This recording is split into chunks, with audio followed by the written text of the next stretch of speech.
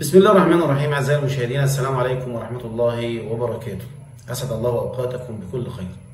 دايما وأبدا بنقول إن الولاءات للدول والانتماء للبلاد يحتاج لعدة أمور، منها إن الفرد نفسه المواطن يحس إن الدولة دي بتخدمه، أو إن هو بيلاقي أهدافه في الدولة ويستطيع تحقيق أهدافه وأحلامه، يلاقي منها الرعاية إذا كانت سواء الصحية الاجتماعية الاقتصادية، يقدر يلاقي فرصة عمل يشتغل، فبالتالي يكون انتمائه لهذا البلد الذي يستفيد منه والذي يعتبره وطن يدافع عنه ويقدم الغالي والنفيس فداء لهذا الوطن. لكن لما تيجي القائمين على الحكم نفسهم اللي هم الوزراء والناس دول اللي هم بيشتغلوا عند الشعب المفترض وبيقبضوا معاشهم أو مرتبهم من فلوس الشعب نفسه ومن الضرائب ومن خيرات البلد والى اخر هذا الكلام، يفقدوا المواطن انتمائه لبلده.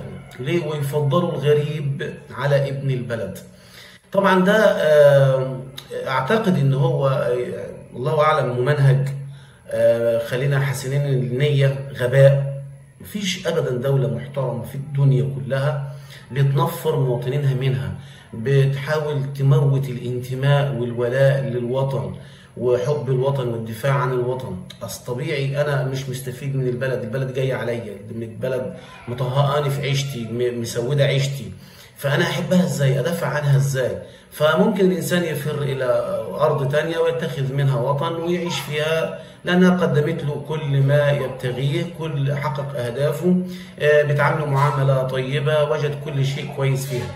فالانسان لو لقى بلد فيها، ولذلك انا الأول كنت أزعل جدا وأتنرفز جدا على الناس اللي هم عاشوا في الخليج واشتغلوا في الخليج وعاشوا سنوات، يعني عاش 20 سنة و30 سنة، وهنا في مصر بنى بيت وجاب سيارة واشترى أرض وعمل مستقبل طيب.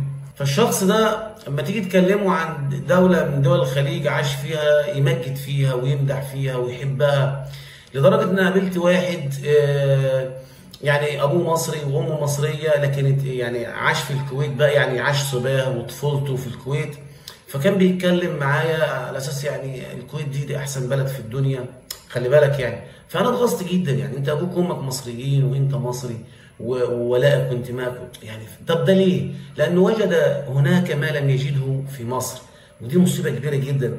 المفترض المسؤولين يشتغلوا على تنميه الولاء والانتماء بايه؟ بتقديم الخدمات، بايه؟ بنوفروا ليهم الفرص يعني الطيبه، ان هم يحاولوا ان هم يرتقوا بمعيشه المواطن. فهي المساله اخذ وعطاء، يعني البلد تديني انا اعديها، لكن انت ما تطالبنيش ان انا ادي البلد دايما. طب انا اجيب منين؟ يعني فاهم ازاي؟ طب الكلام ده كله، انا المقدمه الطويله العريضه دي وانتوا اكيد يعني فهمتم فحواها والمفيد منها او المراد من كلامي. ايه الشاهد على كده؟ ان في واحده طالبه في الثانويه العامه يعني بتشتكي من صعوبه الامتحانات والجو اللي فيه الامتحانات من قطاع الكهرباء ومش عارفين يذاكروا وكده، وبالتالي بيقولوا لها يعني انت التنسيق على تخش كليه ايه وكده. يعني قالت لهم هم اصلا بيرسخوا، يعني هم بيهيئوا الطلبه على انهم يخشوا جامعات خاصه اللي هي الجامعات الاهليه. فكان وزاره التعليم العالي هي طبعا بتعلي التنسيق بتاع قبول الجامعات للمصريين، على اساس ان هم يدوا فرصه ان اللي مش هيقدر مجموعه يقبل في الجامعات الاهليه او الجامعات الخاصه، الجامعات الحكوميه اقصد، يروح الجامعات الاهليه يدفع بقى بال 200,000 في السنه، يدفع ب 300,000، يدفع بال 100,000. فالبنت بيسالوها بيقولوا لها كده، فبتقول لهم انا اجيب لهم منين؟ يعني هو انا ابويا شغال وزير، هو انا اجيب منين؟ يعني اجيب لهم منين؟ يعني مثلا 100,000 جنيه عشان خاطر اخش جامعه اهليه؟ هم بيعلوا التنسيق، ولا امتحانات كويسه، ولا الكيمياء ومش عارف ولا الفيزياء صعبه جدا. يعني بتشتكي، يعني تقول اجيب منين واتعلم ازاي؟ في حين ان الجامعات العامه المصريه اللي هي جامعات الدوله اللي هي الحكوميه بتعمل تخفيض حتى في الرسوم، للسوداني 70% وللسوري 50% والفلسطيني تقريبا 50%، وما بتعملش الخصم ده للمصريين، ناهيك على ان بيقبلوا طب وهندسه من 60% و70% من اللاجئين، من المستوطنين الاجانب. يعني اللاجئين بالتحديد، يعني اذا كان سودانيين سوريين فلسطينيين، فبيقبلوهم من درجات منخفضه، مجموع منخفض، في حين ان بيقبلوا المصري من 95%، 99%، 98%. كليات الطب البشري او اذا كان طب اسنان او كده يعني، او هندسه، فبيقبلوا مجاميع عاليه جدا من الطلبه المصريين، في حين ان هم بيقبلوا من 70 و65 و75% للاجئين. فازاي انا مواطن مصري، ازاي ابني اصلا يبقى ليه انتماء للبلد؟ يعني ازاي البلد بتفضل الغريب عليا انا؟ طيب عموما تعالوا نشوف الفيديو ونشوف البنت بتقول ايه ونرجع تاني. هو ده امتحان؟ هم ويجوا يعلوا التنسيق برضه ده امتحان، ويجي عشان نشغلوا الكليات الاهليه، احنا ما معناش فلوس لكليات اهليه، احنا ناس هتدحن. الامتحانات دي برضه الفيزياء كانت زباله والكيمياء زباله، وبرضه مش فاهم برضه نعمل ايه؟ ويجي في الاخر يعلي التنسيق، وانت بتعلي التنسيق وانت جاي الامتحان عادل اصلا. ويجي في الاخر يجي الكليات الاهليه، انا بابا هيجيب منين 100,000 انا في السنه؟ هو شغال وزير 20,000 هيجيبها منين هو في السنه؟ طبعا زي ما انتم شفتوا كده حضراتكم، شيء محزن جدا، شيء اعتقد ان ده مشكله كبيره جدا. بيفقدوا الانسان الانتماء لبلده وانه يحب بلده. وانا طبعا انا احب، بس الحب له مقتضيات، والحب له دوافع وله اسباب، فاذا انعدمت اسباب الحب ومقتضيات الحب فلا يوجد حب.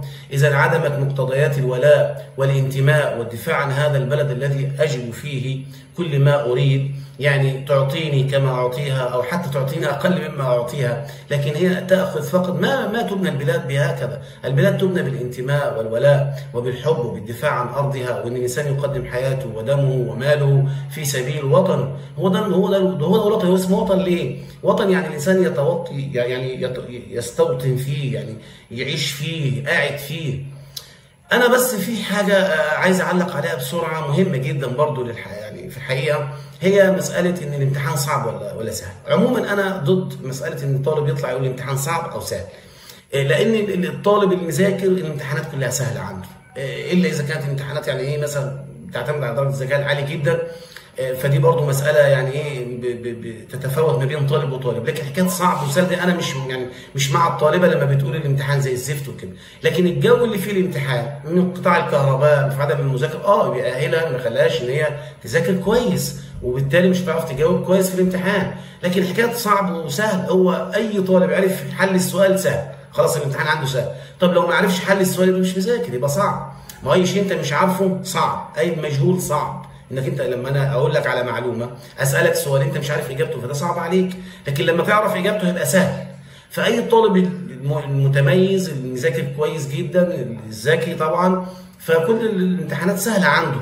فانا مش معاها في النقطه دي، لكن معاها طبعا، والواحد حزين جدا للي هي بتشعر بان بيعلوا التنسيق في الجامعات الحكوميه عشان خاطر يجبروهم ان هم يروحوا جامعات خاصه. طب يجيبوا منين؟ زي ما هي بتقول انا ابويا شغال وزير. لو ابوك شغال وزير اصلا هيدخلك كده حتى لو ب 50%، ما تقلقيش. يعني لو ابوك شغال وزير مش محتاج يدفع 100,000 ولا 200,000 يعني. فطبعا يعني مشكله كبيره جدا جدا ان بنت زي دي مقهوره وزعلانه من بلدها وزعلانه من. طب ليه تعملوا كده؟ انتوا ده مقصود؟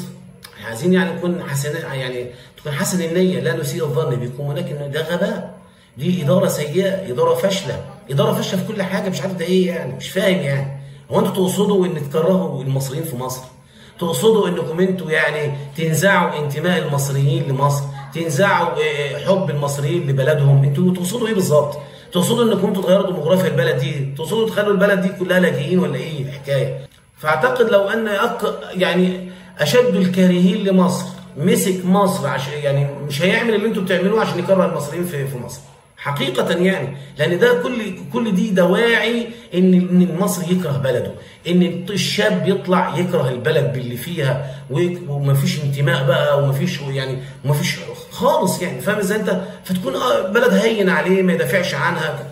انتوا عايزين ايه بالضبط من الشباب ومن المصريين عشان في البلد دي؟ انتوا بتعملوا ايه بالظبط؟